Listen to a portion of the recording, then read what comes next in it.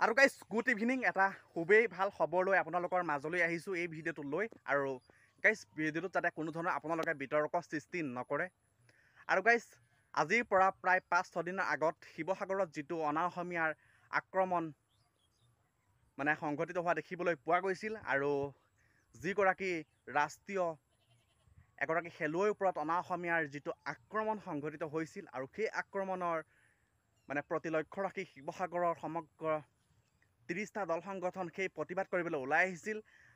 আৰু প্ৰতিবাদ কৰিবলৈ ওলাই অহা বা বিভিন্ন দল সংগঠন আছিল। আৰু বীৰ লাচিত সেনাৰ এগৰাকী সদস্য শৃংখল চলিহাৰ বিৰুদ্ধে গুৱাহাটী থানাত এটা কেছ ৰুজু কৰা হৈছিল, আৰু গৌতম চুমানী নামৰ এজন অনা অসমীয়াই সেই কেছটো গুৱাহাটী থানাত ৰুজু কৰা দেখিবলৈ পোৱা গৈছিল। আৰু অৱশেষত আলফা স্বাধীনৰ মুখ্য সেনাধ্যক্ষ পৰেশ বৰুৱাই ইমেইল যোগে এটা বিবৃতি দিছিল যে শৃংখল চলিহাৰ গোচৰটো যাতে অতি সোনকালে উঠাই লয়, আৰু যদি উঠাই নলয় অসম পুনৰ অশান্ত হ'ব বুলি এক সকিয়নি দিছিল, সকিয়নি প্ৰদান কৰা দেখিবলৈ পোৱা গৈছিল।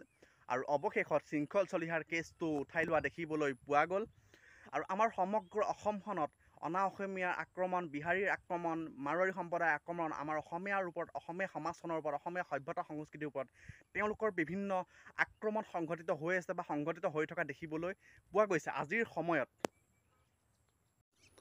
আৰু গাইজ শিৱসাগৰৰ ঘটনাটোক লৈ মানে বিভিন্ন প্ৰতিবাদ সাব্যস্ত কৰি থকা দেখিবলৈ পোৱা গৈছিল বিভিন্ন দল সংগঠনে।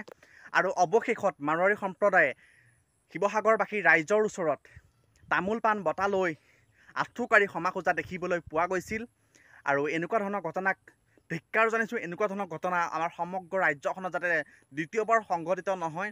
আৰু অনা অসমীয়া আক্ৰমণ অসমতে যদি অসমীয়াৰ অস্তিত্ব নাথাকে বা অসমীয়া জাতি সুৰক্ষিত নহয়, অসমীয়া ব্যক্তিসকল সুৰক্ষিত নহয়, তেনেহ'লে বিদেশত বা বহিৰাজ্যত অসমীয়া ব্যক্তিসকল বা অসমৰ লোকসকল কেনেকৈ সুৰক্ষিত হ'ব আপোনালোকে কওকচোন। আৰু আপোনালোকৰ মতামত আপোনালোকে আগবঢ়াওকচোন। আৰু হয় নহয় কথাটো কওকচোন।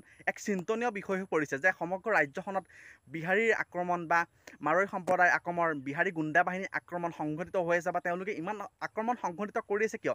তেওঁলোকে উচিত শাস্তি পোৱা নাই কিয়? আচলতে ইয়াৰ আঁৰত কি আছে? ইয়াৰ লগত কোন জড়িত হৈ আছে?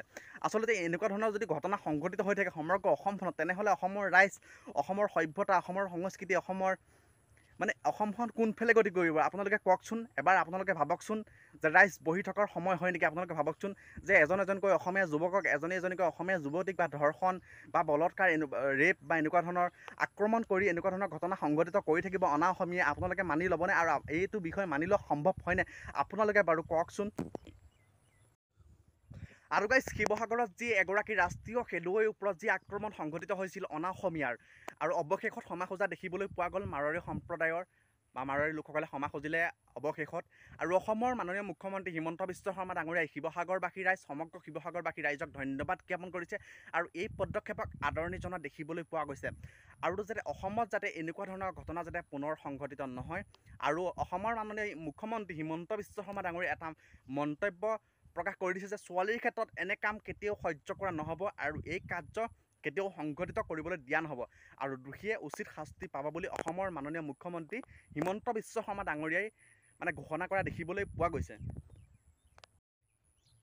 আৰু গাইজ ভিডিঅ'ৰ মাজত এটা কথা কৈ লওঁ, যদি আপোনালোকে মোৰ নয়ন পুষ্পা ব্লগ ইউটিউব চেনেলটো নতুনকৈ ভিডিঅ' চাই আছে, প্লিজ আপোনালোকে চেনেলটো ছাবস্ক্ৰাইব কৰি ভিডিঅ'টোত লাইক কমেণ্ট কৰি দিব। আৰু গাইজ ভিডিঅ'টো অকণো স্কিপ নকৰাকৈ চাব। আৰু আপোনালোকে আগৰখিনি ভিডিঅ'ত বহুতখিনি মৰম ছাপোৰ্ট দিছে, আৰু আপোনালোকক বহুত বহুত ধন্যবাদ। আৰু আপোনালোকে মোক ইউটিউবৰ ক্ষেত্ৰত বা ফেচবুকৰ ক্ষেত্ৰত এনেকৈ আগবাঢ়ি যাবলৈ সহায় কৰিব। আৰু এনেকুৱা ধৰণৰ ভিডিঅ' আপোনালোকৰ মাজলৈ সদায় আনিবলৈ চেষ্টা কৰিম। আপোনালোকে ছাপোৰ্ট কৰিব সকলোৱে।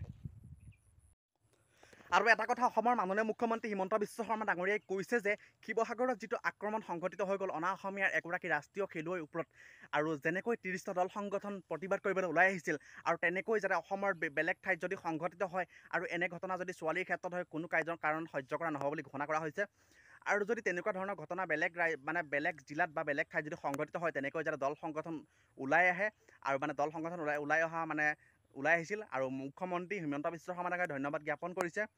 আৰু এনেকুৱা ধৰণৰ ঘটনা যাতে অসমত দ্বিতীয়বাৰ সংঘটিত নহয়, আৰু অসমতে যদি অসমীয়া জাতি, অসমীয়া ভাষা, অসমীয়া সংস্কৃতি, অসমীয়া সভ্যতা সংস্কৃতি যদি ৰক্ষা নহয় বা সুৰক্ষিত নহয়, আৰু যদি অসমীয়াৰ ওপৰত যিটো আক্ৰমণ যদি এনেকৈ যদি অনা অসমীয়া গুণ্ডা বাহিনী বা বিহাৰী সংগঠনৰ বা বিহাৰী গুণ্ডা বাহিনীৰ বা এনেকুৱা ধৰণৰ মাৰোৱাৰী সম্প্ৰদায় যদি অসমত যেনেকুৱা ধৰণৰ আক্ৰমণ চলি আছে, এনেকুৱা ধৰণৰ আক্ৰমণ যদি আগন্তুক দিনতো চলি থাকে আৰু দোষীয়ে যাতে উচিত শাস্তি পায় আৰু এনেকুৱা ধৰণৰ ঘটনা কৰিবলৈ যাতে অসমত সাহস নাপায়, আমি যাক লৈ অসমক লৈ আমি যাতে গৌৰৱ কৰোঁ, অসমীয়া জাতিক লৈ আমি গৌৰৱ কৰোঁ, আমাৰ অসমক লৈ আমি গৌৰৱ কৰোঁ, আৰু এনেকুৱা ধৰণৰ ঘটনা যাতে অসমত দ্বিতীয়বাৰ সংঘটিত নহয়।